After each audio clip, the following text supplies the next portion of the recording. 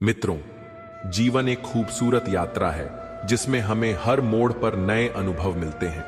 यह आवश्यक नहीं कि हर दिन खुशियों से भरा हो, लेकिन हर कठिनाई के बाद निश्चित रूप से एक आसान मार्ग भी आता है। जब स्थिति कठिन हो तो धैर्य रखें, क्योंकि धैर्य ही हर चुनौती को अवसर में बदलने की कुंजी है। रास्ते में आपको बाधाओं का सामना करना पड़ेगा, लेकिन गिरकर संभलना ही तो जिंदगी का असली सबक है। सफलता हमेशा संघर्ष के बाद ही मिलती है, इसलिए कभी हार न माने। याद रखना कि खाली हाथ इंसान ही सबसे ज्यादा दुखी होता है, इसलिए हमेशा कुछ नया सीखते रहें। जो हर परिस्थिति से सीखता है वही आगे बढ़ता है। अपना साहस बनाए रखें, क्योंकि आपकी मेहनत और ईमानदारी ही आपकी सबसे बड़ी ताकत है। दोस्तों, आज की कहानी शुरू करने से पहले आप सभी से एक अनुरोध है।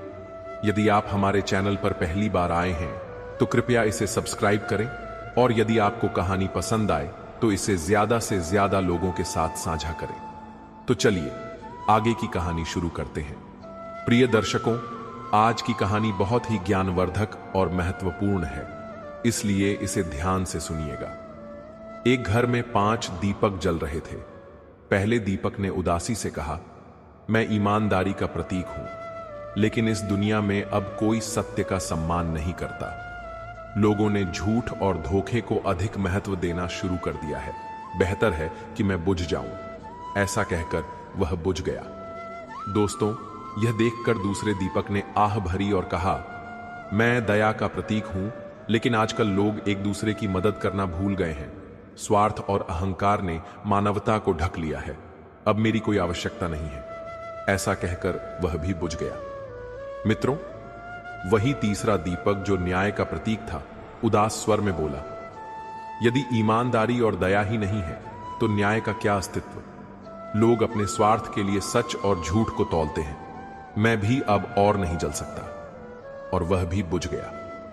अब चौथा दीपक जो साहस का प्रतीक था, कांपते हुए बोला, जब चारों ओर झूठ, स्वार्थ और अन्याय का अंधेरा हो तो साहस भी धीरे धीरे समाप्त हो जाता है। लोग डर के कारण अन्याय सहते रहते हैं। कोई आवाज नहीं उठाता। मुझे भी बुझ जाना चाहिए। और वह भी बुझ गया। दोस्तों, अब चारों ओर घना अंधेरा छा गया था, लेकिन तभी एक छोटा बच्चा घर में आया। उसने देखा कि 4 दीपक बुझ चुके हैं, लेकिन 5वां दीपक अभी भी टिमटिमा रहा था। बच्चे ने खुशी से उस दीपक को अपने हाथों में लिया और कहा, जब तक यह दीपक जल रहा है, हम बाकी सभी दीपकों को फिर से जला सकते हैं। दोस्तों, क्या आप जानते हैं कि वह दीपक कौन था? वह था उम्मीद का दीपक। उम्मीद वह रोशनी है जो हर अंधकार को दूर कर सकती है। जब तक हम में उम्मीद बाकी है, हम अपने जीवन की हर कठिनाई से लड़ सकते हैं। ईमानदारी लौट सकती है, दया को पुनर्जीवित किया जा सकता है, न्याय को पुनः स्थापित किया जा सकता है, और साहस को फिर से जगाया जा सकता है। इसलिए उम्मीद के दीपक को कभी बुझने न दें। कठिनाइयां आएंगी, परिस्थितियां विकट होंगी, लेकिन अगर हम हार मान लेंगे तो सब कुछ खत्म हो जाएगा। जीवन में गिरना महत्वपूर्ण है, लेकिन उससे भी ज्यादा महत्वपूर्ण है फिर से उठ खड़ा होना। याद रखें कि अंधकार के बाद ही सूर्य उदय होता है, और हर रात के बाद एक नई सुबह जरूर आती है। प्रिय मित्रों, एक समय की बात है। कैलाशपुर नामक राज्य पर राजा अर्जुन प्रताप सिंह का शासन था। राजा अर्जुन प्रताप सिंह न्यायप्रिय शासक थे और अपनी प्रजा के कल्याण के लिए सदैव तत्पर रहते थे। उनके दरबार में कई अनुभवी मंत्री थे, जिनमें से एक थे मुख्यमंत्री राजपाल। वह अपनी बुद्धिमत्ता और उचित निर्णय लेने की क्षमता के लिए प्रसिद्ध थे। उसी राज्य में महात्मा देवानंद नामक एक महान संत और ज्योतिषी रहते थे। महात्मा देवानंद ज्योतिष विद्या में अत्यंत निपुण थे और उनकी भविष्यवाणियां सदैव सत्य सिद्ध होती थीं। विद्वान होने के बावजूद वे अत्यंत सादा जीवन व्यतीत करते थे। जो कोई भी उन्हें भक्ति भाव से कुछ भेंट करता, वे सहर्ष स्वीकार कर लेते, किंतु उन्होंने कभी किसी से कुछ मांगा नहीं। यदि वे चाहते तो अपने ज्ञान के बल पर अपार धन संपत्ति अर्जित कर सकते थे, परंतु उन्हें सांसारिक माया मोह से कोई लगाव नहीं था।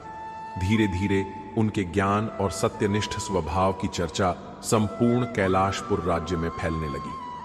जब यह समाचार मंत्री राज्यपाल तक पहुंचा तो उन्होंने अपने एक सेवक को महात्मा देवानंद के पास भेजा और संदेश दिया कि वह उनसे मिलना चाहते हैं, किंतु महात्मा देवानंद ने संदेश भेजकर मिलने से इनकार कर दिया और कहा कि यदि मंत्री मुझसे मिलना चाहते हैं तो उन्हें स्वयं मेरे पास आना होगा, मुझे उनसे मिलने की कोई आवश्यकता नहीं है। महात्मा देवानंद के इस उत्तर से मंत्री राजपाल को अपमानित महसूस हुआ। वह सोचने लगे कि एक साधारण व्यक्ति की इतनी हिम्मत कैसे हुई कि मेरे निमंत्रण को अस्वीकार कर दे। लेकिन फिर उन्होंने कुछ देर विचार किया और स्वयं महात्मा देवानंद के घर जाने का निर्णय लिया। जब वे वहां पहुंचे तो महात्मा ने उनका सम्मानपूर्वक स्वागत किया और कहा, मंत्री राजपाल जी, मैं एक साधारण व्यक्ति हूं, बताइए मैं आपकी क्या सेवा कर सकता हूं। मंत्री राजपाल ने कहा, मैंने सुना है कि आप ज्योतिष विद्या में पारंगत हैं, आप कुशल हैं, मैं भी यह ज्ञान सीखना चाहता हूं, क्या आप मुझे यह सिखा सकते हैं। मित्रों, महात्मा देवानंद ने मुस्कुराते हुए उत्तर दिया, यह ज्ञान मैंने अपने पूर्वजों से सीखा है। यदि आप वास्तव में इसे सीखना चाहते हैं तो आपको नियमित रूप से मेरे पास आकर विधिवत अध्ययन करना होगा। मंत्री राजपाल सहमत हो गए, लेकिन उन्होंने कहा, पहले मैं आपकी परीक्षा लेना चाहता हूं। उन्होंने महात्मा से कुछ प्रश्न पूछे जिनका उन्होंने अपने ज्योतिष ज्ञान से अत्यंत सटीक उत्तर दिया। मंत्री यह देखकर आश्चर्यचकित रह गए, क्योंकि वे प्रश्न उनके निजी जीवन से संबंधित थे जिन्हें केवल वही जानते थे। इस घटना के बाद मंत्री राजपाल महात्मा देवानंद से बहुत प्रभावित हुए और ज्योतिष सीखने के लिए प्रतिदिन उनके पास जाने लगे। समय के साथ दोनों के बीच घनिष्ठ मित्रता विकसित हो गई। महात्मा ने अपने मित्र राजपाल को ज्योतिष की रहस्यमयी विधियां सिखाईं और मंत्री भी इस ज्ञान में निपुण हो गए। एक दिन मंत्री राजपाल ने सोचा कि क्यों न अपने मित्र महात्मा देवानंद के भाग्य की गणना की जाए। जब उन्होंने गणना की तो पाया कि आने वाले 30 दिन उनके लिए अत्यंत अशुभ और संकटपूर्ण हो सकते हैं। गणना के अनुसार यदि महात्मा देवानंद इस दौरान घर से बाहर निकले तो उनके जीवन को गंभीर खतरा हो सकता है। मंत्री राज्यपाल इस भविष्यवाणी से चिंतित हो गए। उन्हें अपनी गणना पर पूरा विश्वास था और वह जानते थे कि यह भविष्यवाणी गलत नहीं हो सकती। वह तुरंत महात्मा देवानंद के पास गए और कहा, मित्र, आने वाले 30 दिन तुम्हारे लिए बहुत कठिन होंगे, कृपया इस दौरान घर से बाहर मत निकलना। महात्मा देवानंद ने स्वयं गणना की और पाया कि यह भविष्यवाणी सत्य थी। वास्तव में अगले 30 दिन उनके लिए अत्यंत चुनौतीपूर्ण हो सकते थे। मंत्री राजपाल ने गंभीर स्वर में कहा, मैंने तुम्हें चेतावनी दे दी है, अब तुम्हें अपना ध्यान रखना होगा। हम 30 दिनों के बाद ही मिलेंगे। महात्मा देवानंद ने शांति से उत्तर दिया, ठीक है, मैं 30 दिनों तक घर पर ही रहूंगा। इसके बाद महात्मा देवानंद ने अपने घर का दरवाजा बंद कर लिया और वहीं रहने लगे। दिन बीतते गए और जल्द ही 19, 20, 25 और फिर 29 दिन भी पूरे हो गए। अब 30वां दिन भी आ गया। महात्मा देवानंद संतुष्ट थे कि संकट का समय लगभग समाप्त हो चुका है। तीसरे दिन वह सुबह उठे, स्नान किया और सोचने लगे, मेरा मित्र मंत्री राजपाल हमेशा मुझसे मिलने आता था, लेकिन मैं एक बार भी उसके पास नहीं गया। अब संकट टल गया है, मुझे भी उससे मिलने जाना चाहिए। मंत्री से मिलने की खुशी में वह यह भूल गए। उन्हें यह आभास हुआ कि दिन अभी समाप्त नहीं हुआ है और अशुभ समय अभी शेष है। उत्साहित होकर वह महल की ओर चल पड़े। मंत्री के महल तक पहुंचने के 2 रास्ते थे। एक राजमार्ग था जो व्यस्त रहता था और दूसरा नदी किनारे जाता हुआ एक सुनसान कच्चा रास्ता। महात्मा देवानंद ने सोचा कि यदि वह मुख्य मार्ग से जाएंगे तो लोग तरह तरह के प्रश्न पूछेंगे कि इतने दिनों तक वह कहां थे। बेहतर होगा कि वह कच्चे रास्ते से जाए। यह सोचकर वह नदी किनारे वाले रास्ते पर चलने लगे। कुछ दूर चलने के बाद दोपहर हो गई। सूरज सिर पर था और धूप तेज हो गई थी। तब उन्हें एहसास हुआ कि वह रास्ता भटक गए हैं और एक अजीब सुनसान जगह पर पहुंच गए हैं। चारों ओर सन्नाटा था। कोई मनुष्य, कोई पशु या पक्षी नहीं था। चलते चलते अचानक उनकी नजर एक पुराने खंडहर पर पड़ी, गर्मी और धूप से थके हुए महात्मा देवानंद ने सोचा कि वह इस खंडहर में बैठकर कुछ देर आराम करेंगे। वह अंदर चले गए। जैसे ही उन्होंने खंडहर में प्रवेश किया, उनकी नजर वहां रखे 7 विशाल संदूकों पर पड़ी। उन्होंने सोचा कि इन संदूकों में क्या हो सकता है। जिज्ञासावश उन्होंने एक बड़ा पत्थर उठाया और एक एक करके सभी ताले तोड़ दिए। जैसे ही ताले खुले, उनकी आंखों के सामने हीरे मोती चमक उठे। वह सोने चांदी से भरे हुए थे। इतनी अपार संपत्ति देखकर महात्मा देवानंद एक पल के लिए स्तब्ध रह गए। वह इतने विद्वान व्यक्ति थे, लेकिन वह भी इस खजाने के रहस्य को समझ नहीं पा रहे थे। कुछ देर सोचने के बाद उन्होंने निश्चय किया कि मैं इस खजाने का उपयोग नहीं कर सकता, लेकिन मुझे अपने मित्र मंत्री राजपाल को इसके बारे में अवश्य बताना चाहिए। इतनी विशाल संपत्ति का मैं अकेला क्या करूंगा। यह सोचकर वह तेजी से शहर की ओर लौटने लगे और सीधे मंत्री राज्यपाल के महल की ओर चल पड़े। जब मंत्री को सूचना मिली कि महात्मा देवानंद स्वयं महल में आए हैं, तो वह आश्चर्यचकित रह गए। उनके अनुसार 30वां दिन अभी समाप्त नहीं हुआ था और सूर्यास्त तक महात्मा देवानंद के लिए खतरा था। वह तुरंत महल के मुख्य द्वार पर पहुंचे और महात्मा को अंदर बुलाया। महात्मा जी, आपने यह कष्ट क्यों किया? मंत्री राजपाल ने चिंतित स्वर में कहा। आप जानते हैं कि 30वां दिन अभी समाप्त नहीं हुआ है। मैं आपकी सुरक्षा को लेकर चिंतित था। महात्मा देवानंद ने मुस्कुराते हुए उत्तर दिया, हां मित्र, मैं जानता हूं कि आज 30वां दिन है, लेकिन उन बाकी दिनों की तरह यह भी अच्छी तरह बीत जाएगा। वास्तव में यह दिन मेरे लिए भाग्यशाली सिद्ध हुआ है। मंत्री राजपाल आश्चर्यचकित हुए और बोले, भाग्यशाली? क्या हुआ? महात्मा देवानंद ने उन्हें खंडहर में मिले खजाने के बारे में विस्तार से बताया और कहा, इतनी संपत्ति का मैं क्या करूंगा? यह धन आपके पास होना चाहिए।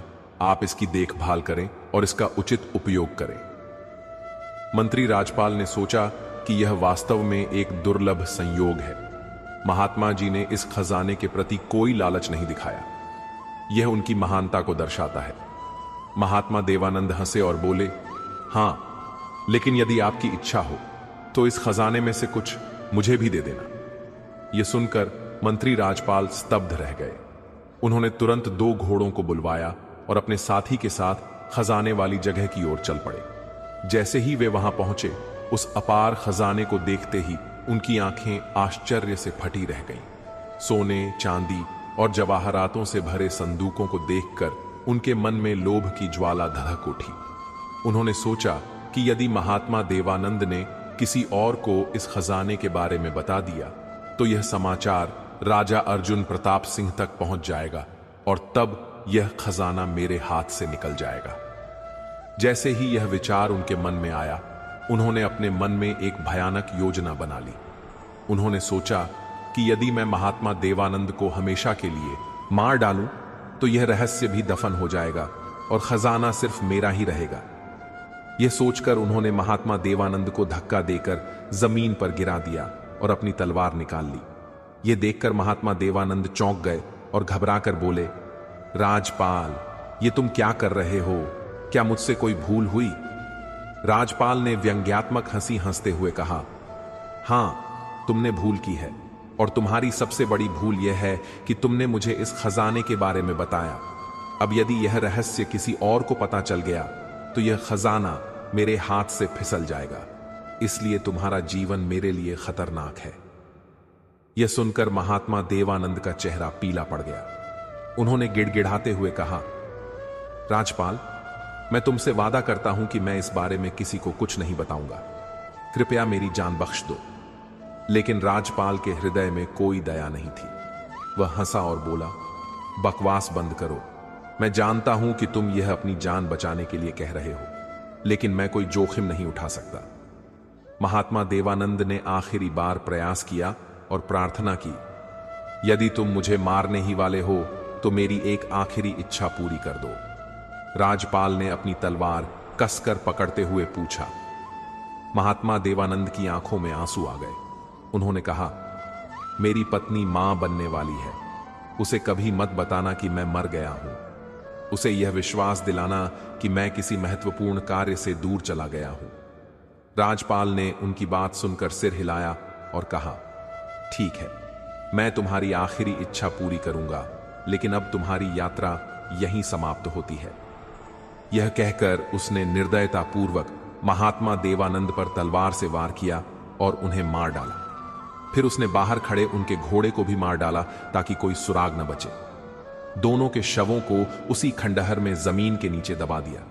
इसके बाद वह नदी पर गया और अपने हाथ पैर धोकर ऐसे लौटा जैसे कुछ हुआ ही न हो। दोस्तों, अब वह पूरी तरह से संतुष्ट था कि वह खजाने का एकमात्र स्वामी है।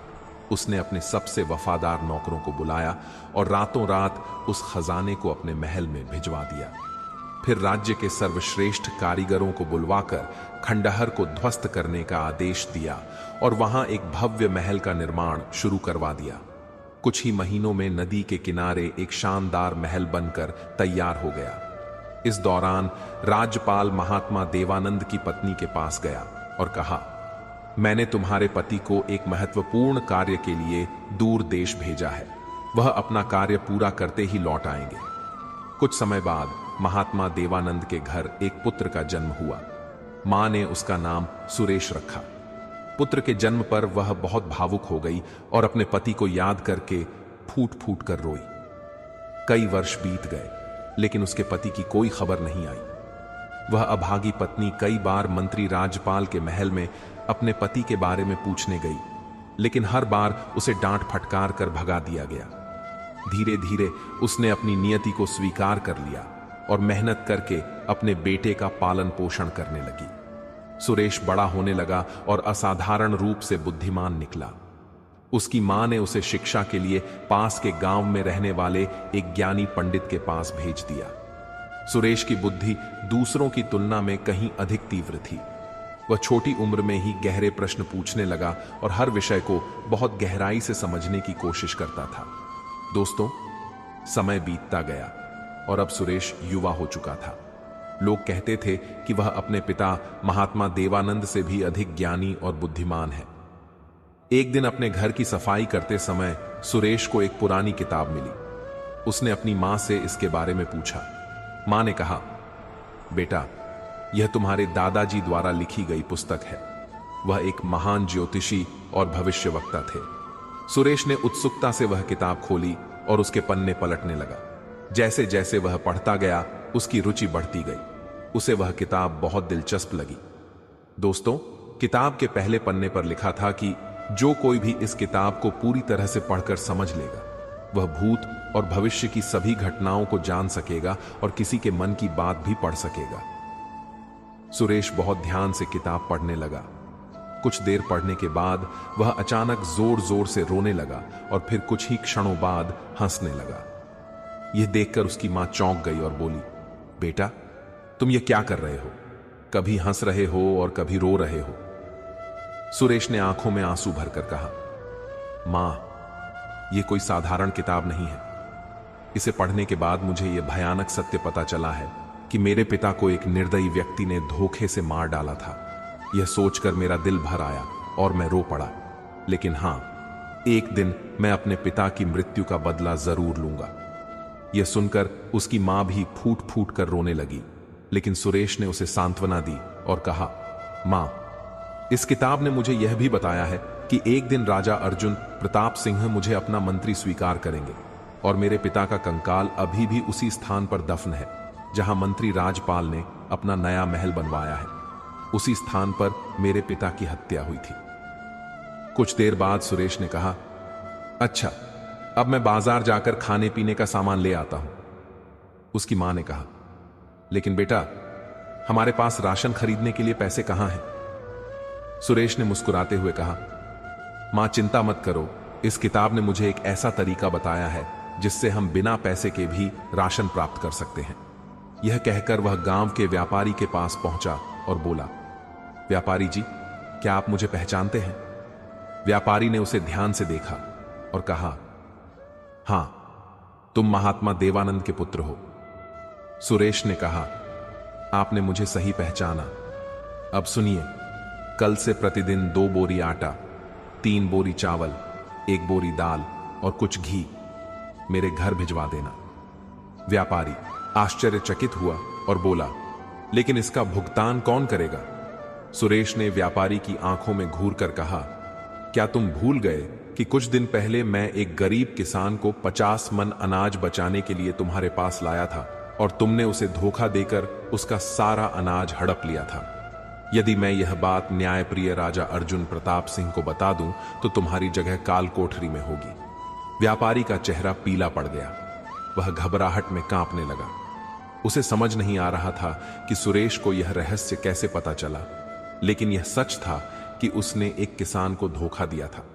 डर से कांपते हुए उसने हाथ जोड़कर कहा, ठीक है, मैं वैसा ही करूंगा जैसा तुम कहोगे, लेकिन राजा से मेरी शिकायत मत करना। सुरेश संतुष्टि के साथ घर लौटा और अपने दादाजी की किताब पढ़ने लगा। जैसे जैसे वह किताब के पन्ने पलटता गया, उसे सैकड़ों रहस्य पता चलते गए। वह इस ज्ञान में इतना निपुण हो गया कि चलते फिरते लोगों के विचार जान सकता था। उसकी कही कोई बात कभी गलत साबित नहीं होती थी। गांव में उसकी बुद्धिमत्ता की चर्चा होने लगी और लोग कहने लगे कि वह अपने पिता महात्मा देवानंद से भी अधिक चतुर और विद्वान है। एक दिन उसकी मां ने कहा, बेटा, मेरा मन ताजा कमल ककड़ी और जंगली शहद खाने का कर रहा है, लेकिन ये चीजें शहर में उपलब्ध नहीं है। मैंने सुना है कि मंत्री राजपाल के बगीचे में दुर्लभ फल और मधुमक्खियों के छत्ते हैं। किसी को भेजकर वहां से यह सब मंगवा लो। मंत्री राजपाल का नाम सुनते ही सुरेश का खून खौल उठा। उसने कहा, ठीक है मां, मैं स्वयं वहां जाकर वे दुर्लभ फल और मधुमक्खियों के छत्ते ले आऊंगा। यह कहकर वह घर से निकल पड़ा। जब वह बगीचे के पास पहुंचा तो उसने देखा कि दरवाजा बंद है। उसने जोर से आवाज लगाई।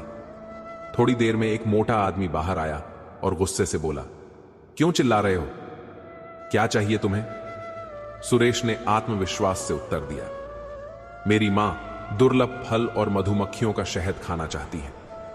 बगीचे के रखवाले ने उसे घूर कर देखा और कहा, तुम जानते हो यह मंत्री का बगीचा है, कोई बाजार नहीं जहां कोई भी जो चाहे ले ले, भागो यहां से।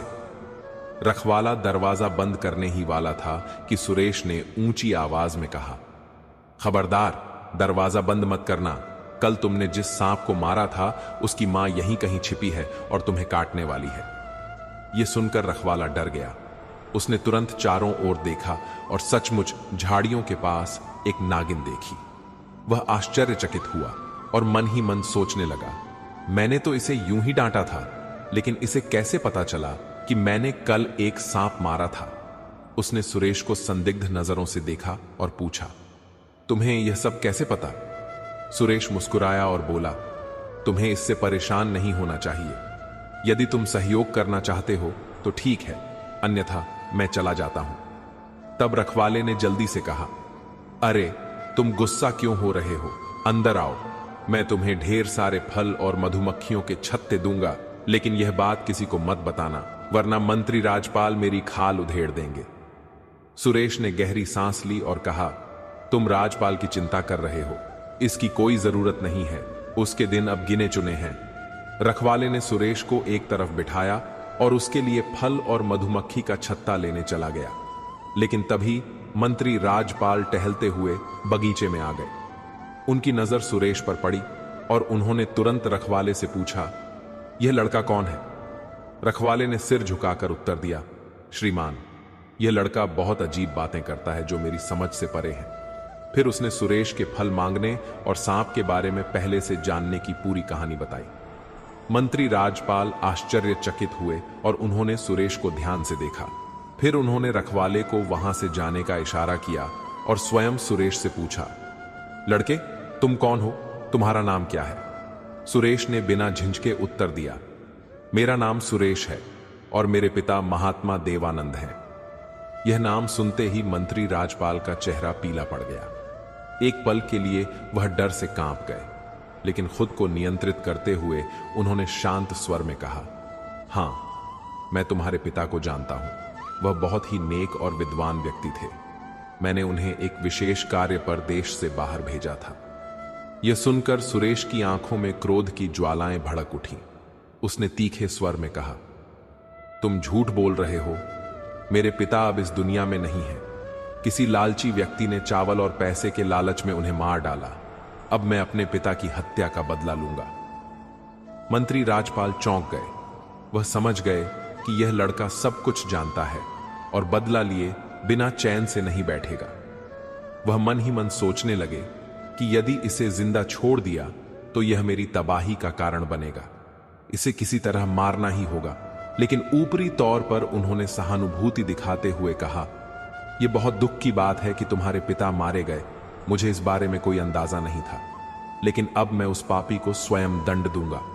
फिर उन्होंने कहा, ठीक है, बताओ तुम इस बगीचे में क्या करने आए हो?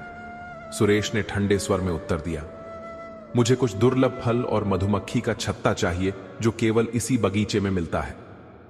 राजपाल ने सिर हिलाया और कहा, ठीक है, तुम यहीं रुको। मैं एक नौकर को बुलाकर तुम्हारे लिए फल, शहद और मधुमक्खी का छत्ता मंगवाता हूं। यह कहकर वह थोड़ा दूर गए और अपने सबसे भरोसेमंद नौकर को अकेले बुलाया। उन्होंने धीमी आवाज में कहा, एक लड़का बगीचे में बैठा है, किसी तरह उसे फुसलाकर तहखाने में ले जाओ और वहां बंद कर दो। उसे इतनी तकलीफ देना कि वह भूख प्यास से मर जाए। यदि तुम यह काम करोगे तो मैं तुम्हें मुंह मांगा इनाम और बहुत सारा धन भी दूंगा। मंत्री की बात सुनकर नौकर तुरंत बगीचे की ओर चल पड़ा। वह चुपके से सुरेश के पीछे गया और उसे कसकर पकड़ लिया और जबरदस्ती उठाकर तहखाने की ओर ले जाने लगा। सुरेश जोर से चिल्लाया और बोला, अरे राजपाल, तुम यह क्या कर रहे हो? तुम्हारी सारी चालाकी व्यर्थ जाएगी, क्योंकि तुम्हारे नौकर की इच्छा कभी पूरी नहीं होगी। वह झूठा है। यदि तुम मुझे मार दोगे तो राजपाल तुम्हें भी जिंदा नहीं छोड़ेगा। नौकर स्तब्ध रह गया। उसने उसे नीचे उतारा और धीरे से पूछा, तुम्हें कैसे पता कि मेरे मन में क्या चल रहा है? सुरेश मुस्कुराया और बोला, मैं सब कुछ जानता हूं। तुम मंत्री की बेटी से शादी करने का सपना देख रहे हो और मजेदार बात यह है कि वह भी तुम्हें दिल से चाहती है। यह सुनकर नौकर चौंक गया और सुरेश के पैरों पर गिर पड़ा और बोला, हां, यही मेरी सबसे बड़ी इच्छा है। सुरेश ने मुस्कुराते हुए कहा, यदि ऐसा है तो मैं तुम्हारी शादी मंत्री की बेटी से करवा सकता हूं। वह समय जल्द ही आएगा जब मंत्री को मेरी मदद की जरूरत पड़ेगी। तब तक मेरा नाम मत लेना, वरना मंत्री तुम्हें 3 थप्पड़ मारेगा। नौकर ने सिर हिलाया और कहा, लेकिन श्रीमान, मंत्री ने मुझे आपको तहखाने में बंद करने का आदेश दिया है। सुरेश ने बिना घबराए कहा, तो जाओ और उनसे कह दो कि मैंने तुम्हें तहखाने में कैद कर दिया है। अब तुम जाओ। नौकर मान गया और चला गया। सुरेश ने जल्दी से कुछ फल और मधुमक्खी का छत्ता लिया और अपने घर की ओर चल पड़ा। कुछ देर बाद नौकर राजपाल के पास पहुंचा और बोला, स्वामी, मैंने उस लड़के को तहखाने में कैद कर दिया है। यह सुनकर मंत्री संतुष्ट हो गया। उसे लगा कि अब उसका रास्ता साफ है। उसी रात राजा अर्जुन प्रताप सिंह ने एक अजीब सपना देखा, लेकिन जब उनकी आंखें खुलीं तो उन्हें वह सपना याद नहीं रहा। राजा बेचैन हो गए और बाकी सारे काम छोड़कर यही सोचते रहे कि उन्होंने क्या सपना देखा था। सुबह होते ही वह दरबार में पहुंचे और अपने सभी मंत्रियों को बुलाकर कहा, मैं जानना चाहता हूं कि रात में मैंने क्या सपना देखा था और उसका क्या अर्थ है। सभी मंत्री चिंतित हो गए। उन्हें समझ नहीं आया कि राजा के सपने के बारे में कैसे पता लगाया जाए। राजा ने अपने सबसे बुद्धिमान मंत्री यानी राजपाल से कहा, तुम हमारे सबसे सक्षम मंत्री हो, बताओ रात में मैंने क्या सपना देखा था। राजपाल भी उत्तर देने में विफल रहे। यह देखकर राजा अर्जुन प्रताप सिंह गुस्से से लाल हो गए और गरज कर बोले, यदि 15 दिनों में तुमने मेरे सपने का रहस्य नहीं बताया तो तुम मंत्री पद के योग्य नहीं रहोगे, और यदि ज्योतिष जानने के बाद भी तुम नहीं बता पाए तो समझ लेना कि तुम्हारी खैर नहीं। राजा का क्रोध देखकर राजपाल डर गए। दरबार समाप्त होने के बाद वह अपने महल गए और दिन रात उपाय सोचते रहे, लेकिन उन्हें कोई समाधान नहीं मिला। 15 दिन बीत गए, लेकिन वह राजा के सपने का रहस्य नहीं जान सके। तभी अचानक उन्हें महात्मा देवानंद के बेटे का ख्याल आया। वह सोचने लगे कि यदि वह जीवित होता तो निश्चित रूप से मेरे प्रश्न का उत्तर दे देता। मैंने उसे मरवा कर बहुत बड़ी गलती की। फिर उन्होंने सोचा कि शायद वह लड़का अभी भी जीवित हो। उन्होंने तुरंत अपने नौकर को बुलाया और पूछा, कुछ दिन पहले मैंने तुम्हें एक लड़के को तहखाने में डालने का आदेश दिया था। मुझे यकीन है कि वह तुम्हारे हाथों से बच निकला होगा। नौकर ने डरते हुए कहा, नहीं श्रीमान, मैंने उसे तहखाने में बंद कर दिया था। अब तक तो उसकी हड्डियां भी गल गई होंगी। मंत्री यह सुनकर आग बबूला हो गए और उन्होंने नौकर को 3 थप्पड़ मारे और गरज कर बोले, झूठ मत बोलो, सच बताओ। नौकर कांपते हुए बोला, श्रीमान, सच तो यह है कि मैंने उसे छोड़ दिया था। यह सुनकर मंत्री ने राहत की सांस ली और कहा, यह बात तुमने पहले क्यों नहीं बताई? मूर्ख नौकर बोला, श्रीमान, उस लड़के ने मुझसे कहा था कि मैं आपको सच तभी बताऊंगा जब आप मुझे 3 थप्पड़ मारेंगे।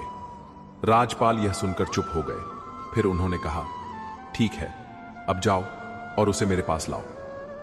नौकर तुरंत सुरेश के घर गया और उसे मंत्री के पास ले आया। मंत्री ने उससे माफी मांगी और कहा, राजा अर्जुन, प्रताप सिंह ने एक सपना देखा है, लेकिन वह उसे भूल गए हैं। तुम अपने ज्ञान के बल पर बता सकते हो कि वह सपना क्या था और उसका क्या अर्थ है। सुरेश ने कुछ देर सोचा और कहा, यदि ऐसा है तो कल दरबार में राजा से कहना कि आपका एक शिष्य है जो सपनों का रहस्य जानता है, फिर मुझे वहां बुलाना। मैं वहीं राजा के सपने का रहस्य उजागर करूंगा। अब मुझे जाने दो। मंत्री को यह बात सही लगी और वह मान गए। अगले दिन दरबार में मंत्री ने राजा से कहा कि मेरा एक शिष्य है जो आपके सपने का रहस्य बता सकता है। राजा ने तुरंत एक सैनिक को सुरेश को बुलाने भेजा। कुछ देर बाद सैनिक खाली हाथ लौटा और बोला, श्रीमान, सुरेश राज दरबार में आने को तैयार है, लेकिन उसे कोई भी सवारी पसंद नहीं आ रही। उसने एक अजीब शर्त रखी है कि वह मंत्री राजपाल की पीठ पर बैठकर ही महल आएगा। यह सुनकर सभी दरबारी जोर जोर से हंस पड़े। राजा अर्जुन प्रताप सिंह मुस्कुराए और बोले, मंत्री जी, लगता है आपके शिष्य ने आपको बहुत परेशान किया है, इसीलिए वह आपको अपमानित करना चाहता है। खैर, कारण जो भी हो, हमें उसके सपने के बारे में जानना है। आपको वही करना चाहिए जो उसने कहा है। जाओ और उसे अपनी पीठ पर बिठाकर दरबार में लाओ। राजपाल को बहुत शर्मिंदगी महसूस हो रही थी, लेकिन राजा के आदेश को टालना संभव नहीं था। वह अनिच्छा से सुरेश के घर पहुंचे। सुरेश तुरंत मंत्री की पीठ पर सवार हो गया और रास्ते भर उसे कोड़े की तरह शब्दों से मारता रहा। देखो लोगों, आज मैं अपने पिता के हत्यारे के साथ क्या कर रहा हूं। जब वे महल पहुंचे तो सुरेश मंत्री की पीठ से उतर गया। राजा अर्जुन प्रताप सिंह ने पूछा, युवक, पहले यह बताओ कि तुमने मंत्री को इस तरह दंडित क्यों किया? सुरेश ने दृढ़ता से कहा, महाराज, इसने मेरे निर्दोष पिता को मरवाया है। राजपाल तुरंत चिल्लाया, श्रीमान, यह झूठ बोल रहा है। इसके पिता को एक महत्वपूर्ण कार्य के लिए विदेश भेजा गया था। सुरेश ने राजा की ओर देखा और शांत स्वर में कहा, नहीं महाराज, मेरे पिता और उनके घोड़े का कंकाल अभी भी नदी के पास मंत्री के महल के नीचे दबा हुआ है। उन्होंने कहा, यदि यह सच है तो मैं इसकी जांच करवाऊंगा, लेकिन पहले तुम बताओ कि मैंने क्या सपना देखा था और उसका क्या अर्थ है। सुरेश ने कहा, महाराज, आपने अपने सपने में देखा कि आकाश से एक पक्षी अंगूर का गुच्छा चोंच में दबाए हुए आया। उस गुच्छे में 7 दाने थे। पक्षी ने वह गुच्छा आपके हाथ में रखा और उड़ गया। जैसे ही आपने अंगूर खाना शुरू किया, एक कौआ आया और गुच्छा छीन कर ले गया। राजा आश्चर्यचकित हुए और बोले, यह सही है, मैंने यही सपना देखा था। अब बताओ इसका क्या अर्थ है? सुरेश ने गंभीर स्वर में कहा, महाराज, आपके सपने का सच आपके सामने ही खड़ा है। मेरे पिता महात्मा देवानंद को जंगल में 7 संदूक मिले थे, जिनमें असंख्य खजाना था।